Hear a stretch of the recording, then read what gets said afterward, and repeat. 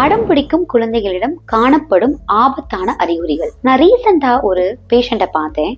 அந்த குழந்தை பாத்தீங்கன்னா அவங்க அம்மா சொல்லிட்டு இருக்காங்க, என் குழந்தை வந்து எல்லாத்துக்கும் அடம் பிடிப்பாங்க, அவங்க தாத்தா மாதிரி அப்படின்னாங்க. அது கொஞ்ச நேரத்துல குழந்தை வந்து நான் பார்த்து முடிச்ச உடனே அந்த ரூமை விட்டு கிளம்பணும் அப்படிங்கிறப்ப போய் செவத்துல முட்டினாங்க. அதை இவங்க சிரிச்சுக்கிட்டே சொல்றாங்க, பாத்தீங்களா டாக்டர், இதே மாதிரிதான் அவங்க தாத்தா பண்ணுவாங்க, கோவம் வந்துருச்சா செவத்துல முட்டுறது, அதேதான் என் குழந்தையும் பண்ணிட்டு இருக்காங்க போல அப்படின்னு நினைச்சிட்டு இருக்காங்க. சோ இந்த மாதிரி அடம் பிடிக்கிற குழந்தைகளுடைய உளவியல் பிரச்சனைகள் என்ன, அதை எப்படிதான் மாத்துறது அப்படிங்கிறது இந்த வீடியோல நான் சொல்ல போறேன். வீடியோவை முதல்ல இருந்து கடைசி வரை ஸ்கிப் பண்ணாம பாருங்க. உங்க குழந்தைங்க ரிலேட்டடான வீடியோஸ், யூஸ்ஃபுல்லான இன்ஃபர்மேஷன் வேணும் அப்படின்னா சேனலை சப்ஸ்கிரைப் பண்ணி வச்சுக்கோங்க. நான் டாக்டர் திவ்யா ராமமூர்த்தி, ராமநாதபுரத்தில் 40 வருடத்துக்கு மேலாக மருத்துவ பணியில் சிறந்து விளங்கும் சத்திய மருத்துவமனையில் குழந்தை நல மருத்துவராக பணிபுரிகிறேன். பொதுவா இந்த அடம் பிடிக்கிறத டெம்பர் டேண்ட்ரம் அப்படின்னு சொல்லுவாங்க ஆங்கிலத்துல. ஏன் இந்த குழந்தை அதை பண்றாங்க அப்படின்னு பாத்தீங்கன்னா, ஒரு குழந்தை வந்து ஒரு ஃபார்ம் ஆஃப் கம்யூனிகேஷன், லாங்குவேஜ் எப்படி ஒரு கம்யூனிகேஷனோ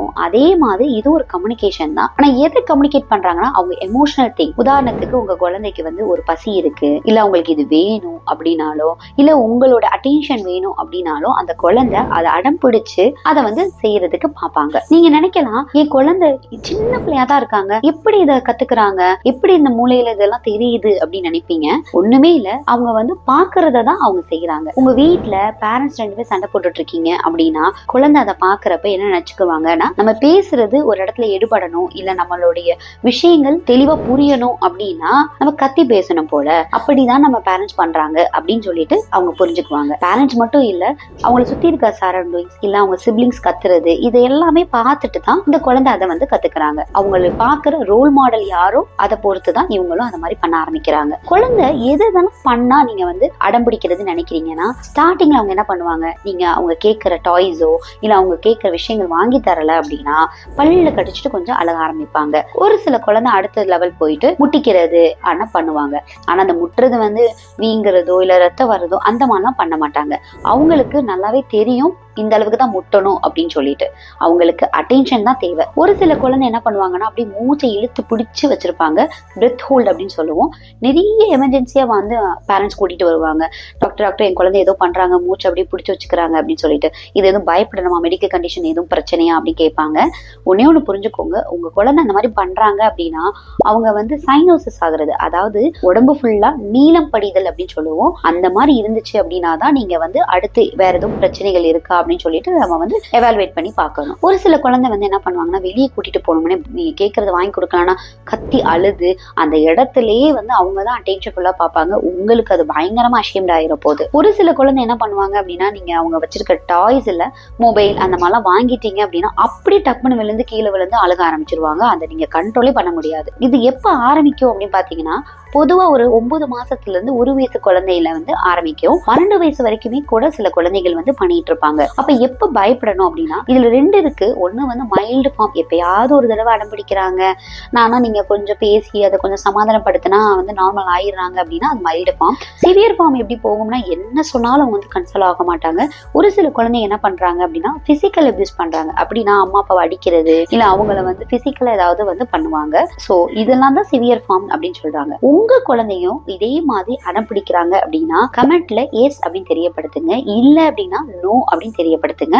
உங்க கமெண்ட்ஸை நான் பாக்குறேன். உங்க குழந்தைங்க ஹெல்த் ரிலேட்டடாவோ இல்ல டயட் ரிலேட்டடாவோ டவுட்ஸோ இல்ல ஆன்லைன் கன்சல்டேஷன் வேணும் அப்படின்னா டிஸ்பிளேல தெரியற நம்பரை நோட் பண்ணி நீங்க என்னோட ஆன்லைன் கன்சல்டேஷன் பெற்றுக்கோங்க. இப்படி அடம் பிடிக்கிற குழந்தைய என்னதான் பண்ணணும், இப்ப நான் சொல்ல போற டிப்ஸ் எல்லாம் நீங்க ஃபாலோ பண்ணுங்க. இதுக்குன்னு ப்ராப்பர் ட்ரீட்மெண்ட் எதுவும் இல்ல. நான் என்னுடைய அனுபவங்கள்ல என்னுடைய பேஷண்ட்ஸ்க்கு நான் சொல்லி நிறையவே சக்சஸ்ஃபுல்லா இருந்திருக்கு இந்த மாதிரி டெக்னிக்ஸ் எல்லாமே. ஃபர்ஸ்ட், இது எதனால வருது அப்படின்னா, டிவி இந்த மொபைல் இது எல்லாத்துலயுமே அதிகமா பாக்குறது எல்லாமே ஆக்ஷன்ஸ் மாதிரி நிறைய நான் காமிக்கிறாங்க.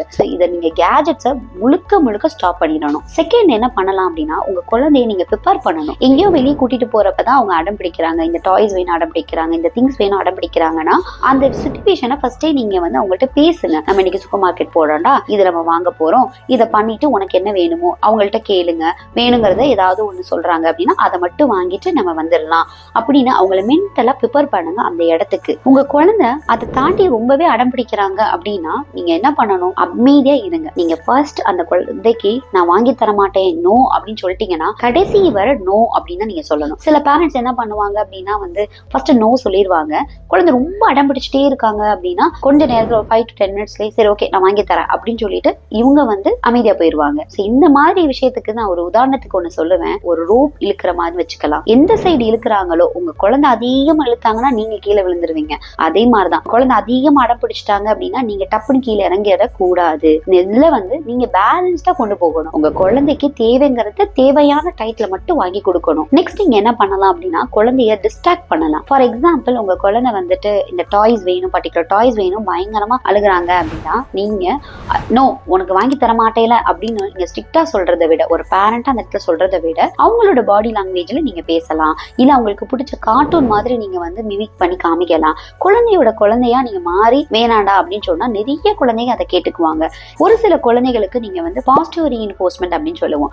நீங்க அவங்கள்ட்ட பேசுறீங்க வேணாண்டா அப்படின்னா கொஞ்ச நேரம் அழுதுட்டு கொஞ்ச நேரத்துல வந்து சரி ஓகே அப்படின்னு அவங்க வந்து ஒரு காம் டவுன் ஆறாங்க அப்படின்னா நீங்க அதை என்கரேஜ் பண்ணணும். சரி ஓகே நெக்ஸ்ட் டைம் நான் வாங்கி தரேன் அப்படின்னு சொல்லிட்டு நெக்ஸ்ட் டைம் நீங்க கன்ஃபார்ம் நீங்க அவங்களுக்கு வாங்கி கொடுக்கணும். அப்பனாதான் அவங்களுக்கு அது புரிய வரும். ஓகே நம்ம வந்து அமைதியா போனா அவங்க வந்து அம்மா அப்பா வாங்கி தராங்க அப்படின்னு சொல்லிட்டு. அதையும் தாண்டி அழுதுட்டே இருக்காங்க அப்படின்னா நீங்க என்ன பண்ணணும் அப்படின்னா வாங்கி தரேன் அப்படின்னு சொல்றதை விட வேற மாதிரி அவங்கள நீங்க நெகோஷியேட் பண்ணிக்கலாம். டாய்ஸ் இல்லாம வேற ஏதாவது ஃபுட் அந்த மாதிரி நீங்க வந்து ஆல்டர்னேட்டிவ் ஆப்ஷன்ஸ் வந்து நீங்க யோசிக்கலாம். இதெல்லாம் பண்ணியுமே ஒரு சில குழந்தை வந்து பிசிக்கல் அபியூஸ் அப்படின்னா உங்களை அடிக்கிறது அந்த மாதிரிலாம் பண்றாங்க அப்படின்னா உடனே நீங்களும் அதுக்கு பதிலா வந்து அவங்களை அடிக்கிறது இது வந்து கன்ஃபார்ம் பண்ணவே கூடாது. ஜஸ்ட் அவங்க வந்து அந்த மாதிரி வர்றப்ப நீங்க பின்னாடி இருந்து அவங்களை ஹக் பண்ணி சரி ஓகேடா கண்ணா ஓகேடா நீ கோவப்படாத நெக்ஸ்ட் டைம் பாத்துக்கலாம் அந்த மாதிரி சில காம் டவுன் ஆன வேர்ட்ஸை வந்து நீங்க பேச ஆரம்பிக்கப்ப ஓகே நம்ம அடிக்க கூடாது அப்படின்னு சொல்லிட்டு அவங்களுக்கு புரிய வரும். நீங்க அடிச்சீங்க அப்படின்னா அப்ப அடிக்கிறதுக்கு அடிதான் வந்து தீர்வு போல அப்படின்னு அவங்க புரிஞ்சுக்குவாங்க. இதெல்லாம் பண்ணியுமே ஒரு சில பெரிய குழந்தைங்க பயங்கரமா அடம்பிடிக்கிறாங்க அப்படின்னா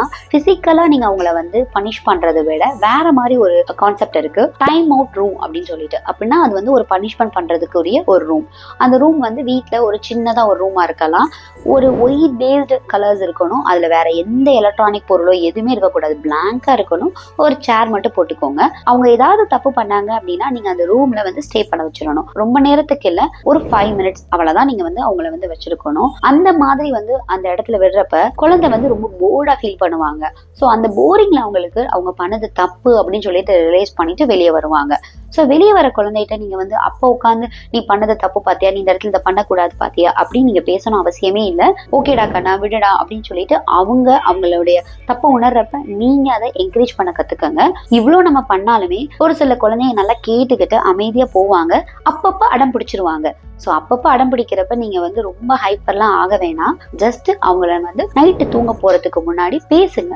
அந்த இடத்துல வந்து நீ இப்படி பண்ணிக்க கூடாதுடா கண்ணா, அம்மா கஷ்டமா இருந்தது, அஷேம்டா இருந்தது, நீ நெக்ஸ்ட் டைம் இதை பண்றியா அப்படின்னு சொல்லி அவங்க வந்து ஓகேமா நான் பண்றேன் அப்படின்னு சொன்னா சம் ரோல் பிளே மாதிரி கூட பண்ணி பார்க்கலாம். ஓகே இதுதான் நான் இதே இடத்துல வந்து இப்ப நீங்க அன்னைக்கு நம்ம சூப்பர் மார்க்கெட் போனப்ப அழுதேல, இப்ப நீ பண்ணிக்காம நீ அழாம எப்படி அம்மாட்ட கேட்கணும்னு சொல்லு அப்படின்னு சொல்லி அந்த மாதிரி நீங்க ரோல் பிளே பண்றப்ப குழந்தை வந்து நல்லாவே அவங்க அடத்தை கம்மி பண்ணிடுவாங்க. உங்க குழந்தை பேசலையா, பேசாத குழந்தைய கூட பேச வைக்கலாம்.